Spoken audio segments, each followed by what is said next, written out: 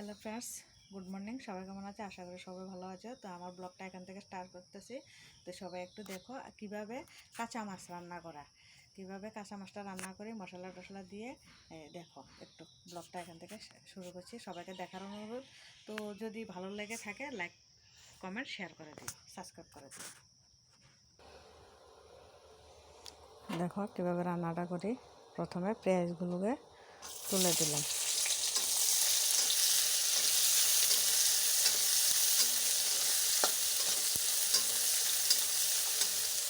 পেঁয়াজগুলো লাল লাল করে ভেজে ফেলবো। পেঁয়াজগুলো লাল লাল করে ভাজা হোক। এবার দেখো সামান্য হলুদ, সামান্য মরিচ, কাঁচা লঙ্কাটা নামানোর আগে দিয়ে দেবো 2-3 মিনিট আগে।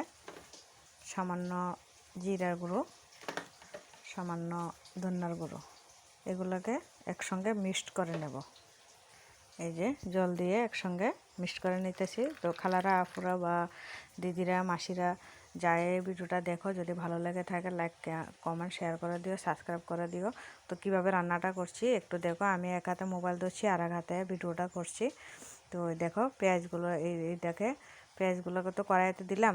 দেখো পেঁয়াজগুলো লাল লাল হয়ে ভাজি হলো।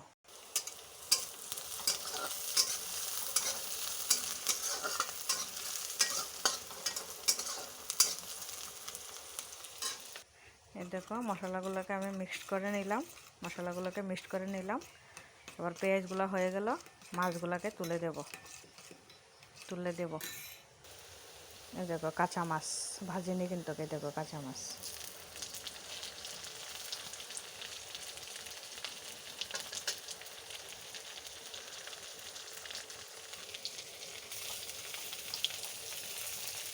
দেখো কাঁচা মাছ।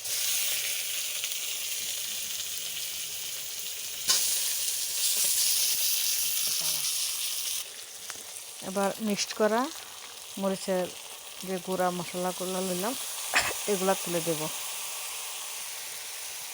এই দেখো সুন্দর একটা কালার আছে। তুলে দিলাম। দেওয়ার পরে এটাকে উল্টিয়ে দেব। উল্টিয়ে দিলাম। এই পিঠটা হোক, এই পিঠটা হলে আর একটু উল্টিয়ে দেব। উল্টে দিয়ে সামান্য পরিমাণে ঝোল দেব, দিয়ে ধনিয়া পাতা দিয়ে ঢাকনা দিয়ে সবজিটা তরকারিটা নামিয়ে নেব। এবার দেখো কীভাবে আমি কাঁচা মাছটা রান্না করলাম। এই দেখো বন্ধুরা ধনিয়া পাতা এগুলোকে এখন কুচি করে তুলে দেব। সামান্য একটু ঝোল দিয়ে কুচি করে তুলে দেব। এই দেখো আবার উল্টে দিলাম। মিষ্টেকের তরকারিটা হয়ে গেল। এই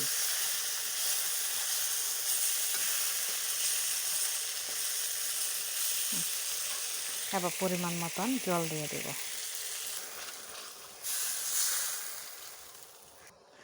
এই দেখো সুন্দর একটা কালার এসেছে। এবার পরিমাণ মতন লবণ দিয়ে দিতেছি।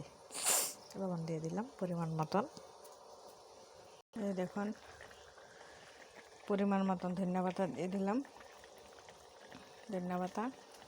ধনিয়া পাতা দিয়ে দিলাম পরিমাণ মতো। 2টো কাঁচা লঙ্কা দিলাম। তো সবাইকে বলছি কাঁচা মাছটা কীভাবে রান্না করলাম দেখলা। তো যদি কারো ভালো লেগে থাকে এভাবে মাছটা রান্না করে খেয়ে দেখো, খেতে খুব টেস্ট লাগে। আর তাছাড়া এটাতে ভিটামিনও তো থাকে। মাছটা ভাজা হয় না। আমি যেভাবে ভেজে রান্না করেছি এইভাবে রান্না করবেন বাড়িতে।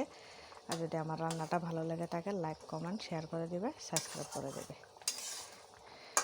এবার ঢাকনা দিয়ে দিব। ঢাকনা দিয়ে 5 মিনিট পর তরকারিটা নামিয়ে নেব।